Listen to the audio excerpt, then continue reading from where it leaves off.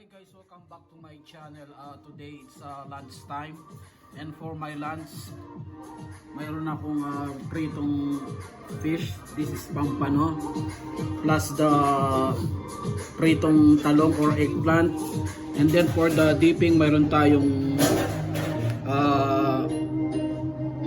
I don't know what call this, fermented fish whatever with the suka, and then mayroon akong adobo na spare ribs plus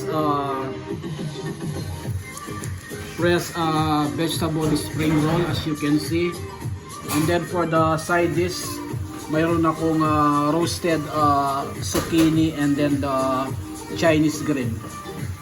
So this is my dinner for lunch for today, and of course drinks natin mayroon tayong fresh raspberry juice.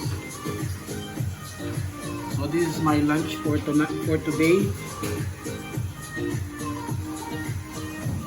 And of course, hindi mawawala yung rice.